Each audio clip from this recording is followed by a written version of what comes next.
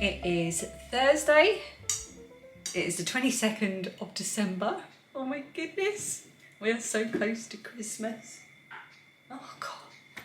I made me jump. Didn't know what that was. It's next door's cat. Didn't even realise she was here. And I've just got back from doing our Christmas vegetable shop, which we always get from the local farm shop, which is literally just 2 minutes up the road in the car.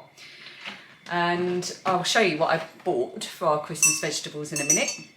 I'm having a well-earned cup of tea because when I got back, as I still have my boots on, I went outside to put up another set of lights that I bought a week or so ago. There was a sale on Christmas lights in B&Q, so I thought, oh, I'm going to have a little look. And I found one that was really good value. So I've got that up outside. I will show it to you later, hopefully. At the moment, we have a bit of a problem because we've only got 2 plugs that run. We have to run an extension lead into the porch in order to light up the 2 sets we have. So I'm going to need to find a way of running another extension lead or something so that I can plug the 3rd set in. But I'm hoping it's going to look quite impressive. It was a little bit awkward, but you'll see what I mean later. Right, so I've got my cup of tea made in my Christmas mug. I'm going to show you what I bought for our Christmas vegetables. So, first of all, Brussels sprouts. So we have a tradition on Christmas Eve that the girls will sit on the kitchen floor and take all of these off the stalk. Last year, I had a lot of comments saying, oh, you should give the stalk to the chickens, they'll love it. Not our chickens. Our chickens turned their beaks up at it. So I will do it again this year because you never know, maybe they've changed their minds. So that's the sprouts, and I, by the way, love sprouts, and I always roast mine with parmesan. And if I can find the recipe, I think I just make it up, but if I can find a recipe for how I do my sprouts, I will link it underneath. Cabbage. I also absolutely love cabbage. We saute it with shallots, garlic and a tiny bit of vegetable stock, and it is delicious. So giant cabbage. Looks like a proper cabbage, like Cabbage Patch Kids, doesn't it? Then I had a whole discussion with one of the women in the farm shop about the best potatoes. So obviously King Edwards, I think, have got a reputation for being the Christmas potato, haven't they? And then Maris Pipers I really like, but they can go a bit mushy. And I don't want to have any mushy potato accidents on Christmas. So I went for, oh, I can't remember what they were called. I'll put it on the screen because I took a video of it as I was buying them. They begin with an M, but she said these are a really great all-rounder. You can't go too wrong, they won't go mushy, and you can use them for just about everything. And they're not a potato I've ever tried before. I mean, I'm going to hold one up, but really it looks like a potato. But the important thing is the variety, which I'll put on the screen. So I got quite a few of those. I always buy too many vegetables. There's 6 of us that eat, but we have Bubble and Squeak on Boxing Day, which is all the leftover vegetables mushed up and then fried together. So I like to make sure I've got too many vegetables, so we've got plenty of leftovers for that. Oh, so I'm guzzling tea because I really need it. Broccoli. Shallots, which we also roast up with balsamic vinegar. Lovely. Neeps, otherwise known as swede. Straight from the ground, covered in mud. Parsnips. Not my favourite parsnips, but do like them. We don't eat them at any other time of year, so they are a very Christmassy flavour to me. And finally, this is my favourite thing that we get from the farm shop each year. It's the multicoloured chantenay carrots. So we've got orange, white and purple in there, and again I made sure I got plenty, so there'll be lots left over. We have a chicken for our roasting. My sister's vegetarian, so she just has all the veg and the potatoes and the Yorkshire puddings because you don't really need anything else, do you? And we always have a chicken, as none of us are really big fans of turkey. The stuffing we have is a Scottish oatmeal and onion stuffing. We wouldn't have anything else. And we always have pigs in blankets, which is a little mini sausages wrapped in bacon. And for my sister, we've got a vegetarian version of that. So very exciting. So I'm going to get all of this kind of bagged up and put in the outdoor fridge and some of it in the actual fridge, so it all stays fresh, ready for, well, Christmas Eve when I start preparing it and Sunday when we're cooking it.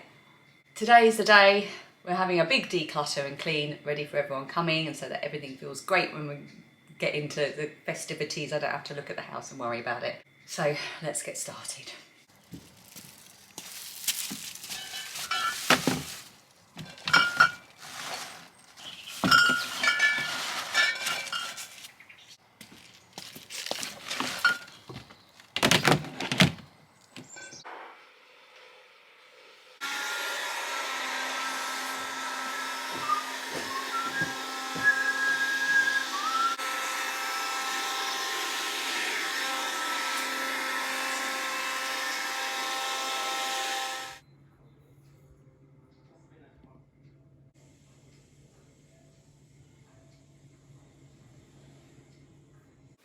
The light is very quickly fading. It's about 2:30. I just want to show you something. Okay, so Vlogmas day 17, I showed my little clay Santas that I used to make, and I talked a little bit about them. However, if you are in the UK, oh sorry, I'm just balancing the camera on a basket. If you're in the UK, you will no longer be able to see that video, because I showed our reaction to us watching the very end, the last 40 seconds of the Strictly final, and cheering, and the BBC have given me a copyright claim on that video, which means, first of all, it can't be monetised, which is fine, but mainly it means that it's been blocked up for viewing in the UK, and I think some of the British Isles as well. So you should be able to see it if you're in the US. But if you're in the UK, you wouldn't have seen it. Or if you did see it, you wouldn't have seen it. It hasn't been up for long. Very annoying. I have written to them, but who knows? Who knows about copyright and things like that. But I thought I'd show my little... I'm just doing this whilst I'm talking, like he's dancing. So I thought I'd show my little clay Santas again. So I used to make and sell air drying clay ornaments. So this was one I made. I don't think I ever sold... Oh no, I did. I sold a few like this. But this one I made for me. So he's quite tall and elongated. He's got his little nose poking out. If I made that today, like now, I would definitely give him nostrils. But the one I made most of all, the style I made most of all, and I had such lovely comments about this, so thank you so much. And a few people have said maybe a little tutorial on how to make them, and that would be fun, wouldn't it? So maybe I'll think about that next year. But these were the most popular, my little rotund Santas. He's got a little pink nose. I like the textured beard and the textured ruffly bits of his coat and hat. And they're just painted with acrylic paint. This has got a bit of a shimmer to it. That's my little rotund Santa. And then I also was working on, but I never sold these, I don't think. I just made them for me. I wanted to work on a little simple Santa. So this was just me messing about and experimenting. Like that. So those are my little clay Santas that I showed the other day, but if you're in the UK, you will no longer be able to see it.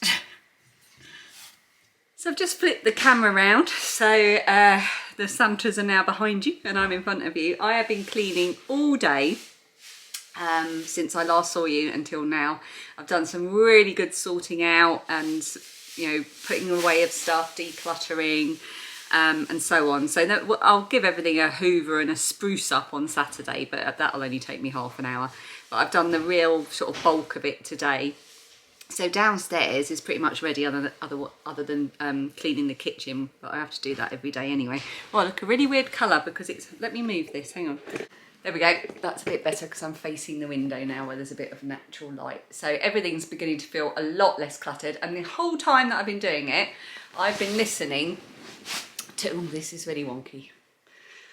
That's probably made no difference. I've been listening to the Festive listen that I decided to listen to, and I forgot to keep you updated yesterday.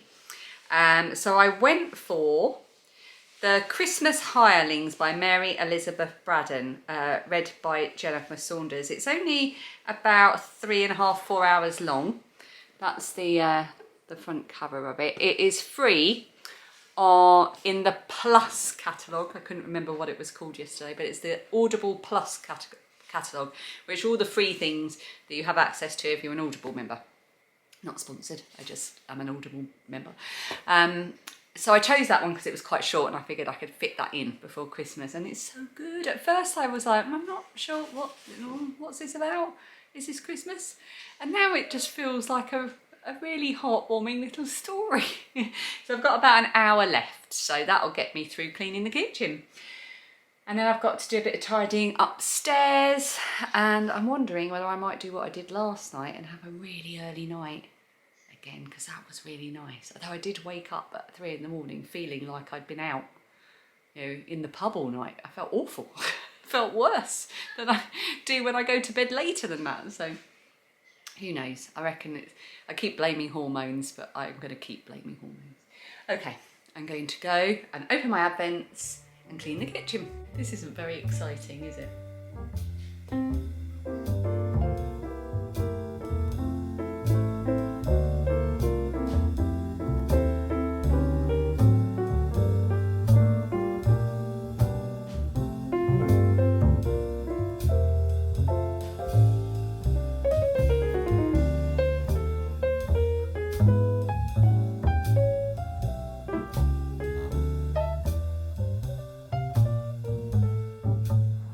This is the new lights I was telling you about.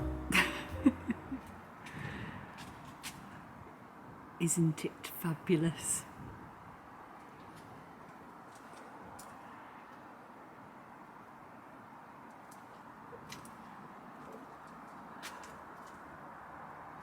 I love it.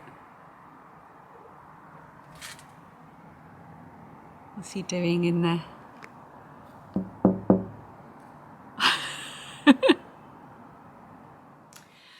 Hello, it is about 6 o'clock. I've just come upstairs to say hello and goodbye basically, and also to put my pyjamas on.